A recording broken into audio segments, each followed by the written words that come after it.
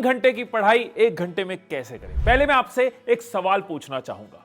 एक बहुत ही बढ़िया गाड़ी है, बहुत पावरफुल इंजन है, बहुत अच्छे रिव्यूज है, बहुत लोगों ने उसको बहुत मस्त चलाया है, लेकिन कोई एक बंदा उस गाड़ी को ढंग से चला नहीं पा रहा।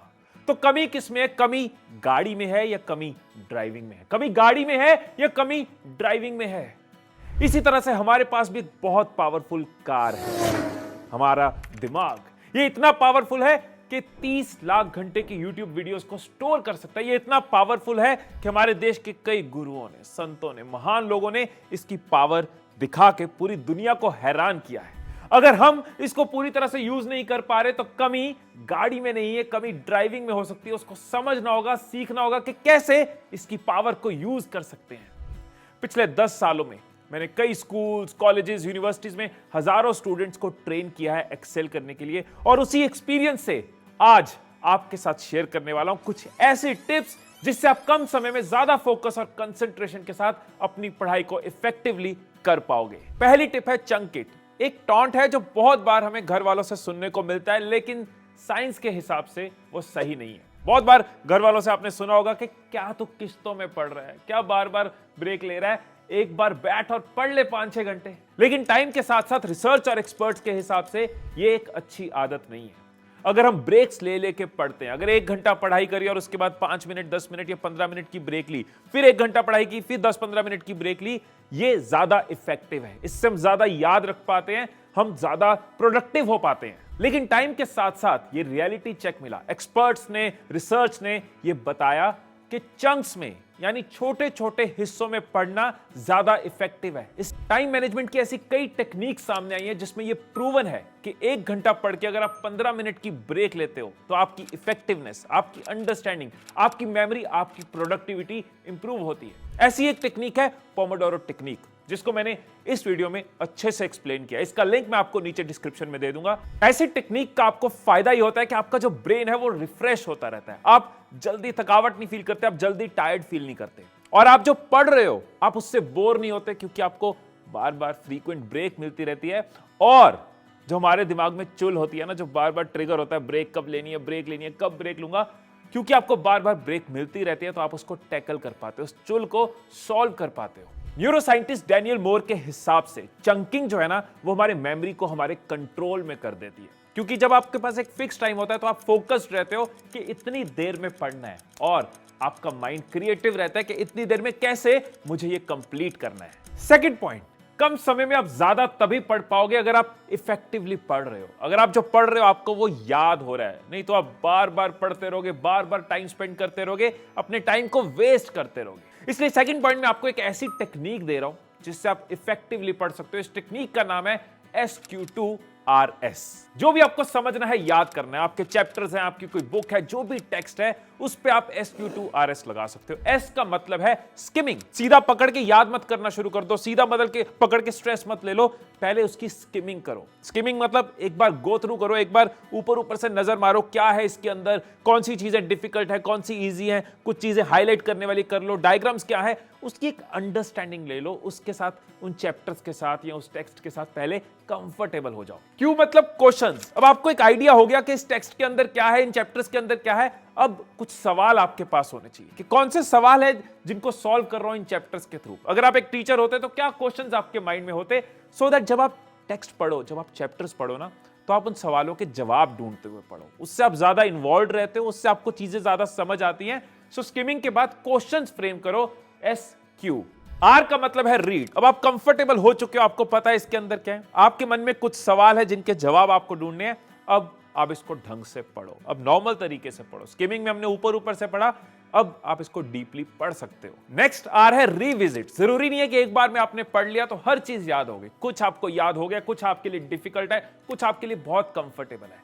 अब आप उसको रिविजिट करो। जितना हम चीजों को दोबारा देखते हैं उतना हम उसको अंडरस्टैंड कर पाते हैं, उतना याद रख पाते हैं। लेकिन जब आपने स्किमिंग करी होगी, आपके मन में क्वेश्चंस होंगे, उसके बाद आपने एक बार ढंग से रीड कर लिया, तो आपका रिविजिट जल्दी होगा। मच मोर आप ग्रैस्प कर पाओगे, मच मोर याद रख पाओगे। सो ये कोई रूल ऑफ थंब नहीं है कि रिविजिट 2 बार करना है, 3 बार करना है, 1 बार करना है। ये डिपेंड करेगा वो कंटेंट कैसा है, वो टेक्स्ट कैसा है, वो चैप्टर कैसे है। एंड S है समरी।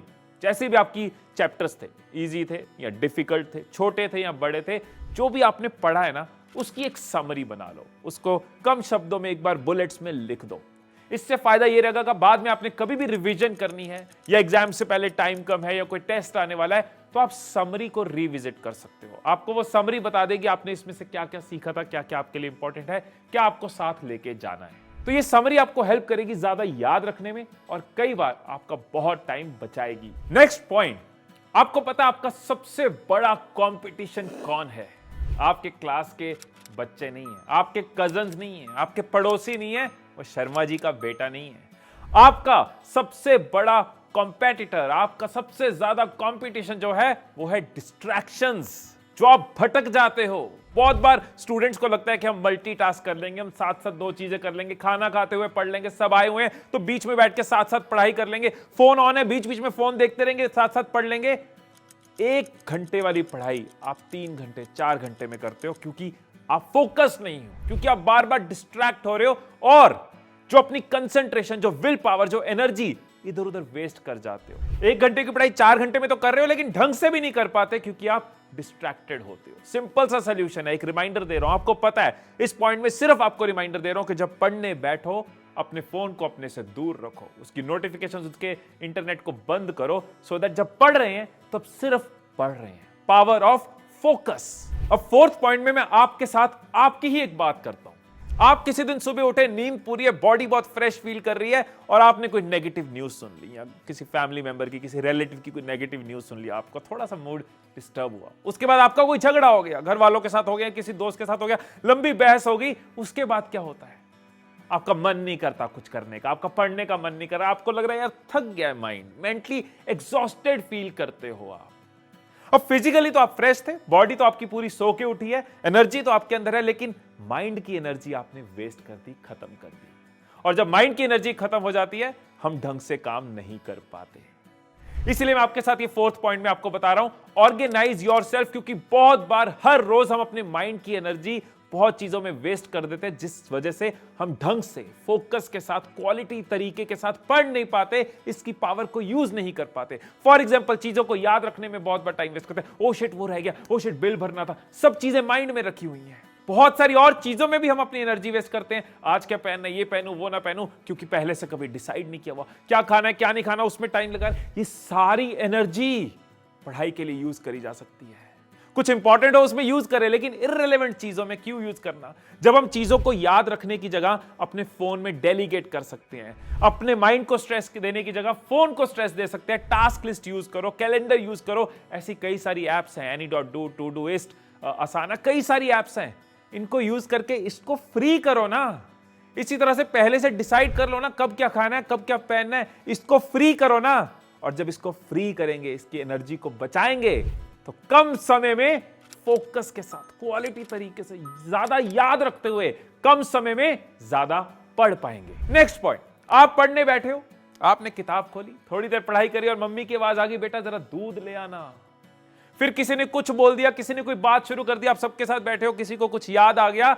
अगर लोग बार बार आपको नॉक करते रहेंगे तो आप 2 घंटे वाला काम 5 घंटे में करोगे। इसलिए मुझे लगता है कि आपके पढ़ने का ना एक फिक्स्ड एरिया या फिक्स्ड रूम होना चाहिए। जहां आप जाते हो, अगर वहां बैठते हो तो आप सिर्फ पढ़ते हो, वो आपकी जोन है। आपके घर वालों को भी पता हो कि ये अपनी जोन में है, तो इसको तंग नहीं करना। वहां आप सिर्फ पढ़ाई करते हो और कुछ नहीं लेके जाते। आप और आपकी किताबें अपनी एक जोन बनाओ। इसी को कहता हूं मैं आइसोलेशन, कि जब आप पढ़ रहे हो तो आइसोलेशन में पढ़ो। उस टाइम पे डिस्ट्रैक्शंस को दूर रखो, लोगों को दूर रखो, और कम्युनिकेशन क्लियर हो आपकी फैमिली को कि जब आप आइसोलेशन में हो तो आप क्वालिटी टाइम दे रहे हो अपनी पढ़ाई को। यही है मेरा पॉइंट, आइसोलेशन। आइसोलेशन में जब आप पढ़ते हो ना, तो आपकी डिस्टर्बेंसेस जो है वो मिनिमल होती हैं। इसलिए आप जो काम 3-4 घंटे में करते हो, आप नोटिस करोगे आप 1-1.5 घंटे में कर पा रहे हो, क्योंकि कोई है नहीं जो आपको बार बार नॉक करेगा, बार बार रोकेगा, टोकेगा, डराएगा, धमकाएगा, हंसाएगा, रुलाएगा, आपको डिस्ट्रैक्ट करेगा। That is the power of isolation. अब आते हैं हम अपने उस पॉइंट पे जिससे कई बार हमारी अच्छी खासी पढ़ाई अफेक्ट हो जाती है, लेकिन हमें रियलाइज भी नहीं होता, और वो है हमारी हेल्थ। सिर्फ फिजिकल हेल्थ की बात नहीं कर रहा, हमारी फिजिकल हेल्थ, हमारी मेंटल हेल्थ। बहुत बार हम ब्रेक लेते हैं और ब्रेक के नाम पे हम क्या कर रहे हैं, हम कई बार नेगेटिव थॉट्स में चले गए, ब्रेक के नाम पे हम इंस्टाग्राम खोल लिया, सोशल मीडिया खोल लिया, और कई बार चीजें हमें अच्छी लगती हैं और कई बार चीजें हमें उदास करती हैं, कई बार दूसरों को देख के हम अपने इमोशंस को डिस्टर्ब भी करते हैं। अब यहां पे जो इंपॉर्टेंट है ना, जो चीज आपको समझनी है, शायद आप रियलाइज ना करते हो, कि अपने मोमेंटम को बचा के रखना है। सिंपल सी एग्जांपल देता हूं कि स्कूल में भी ब्रेक होती थी, रिसेस होती थी, कई तरह की ब्रेक्स होती थी।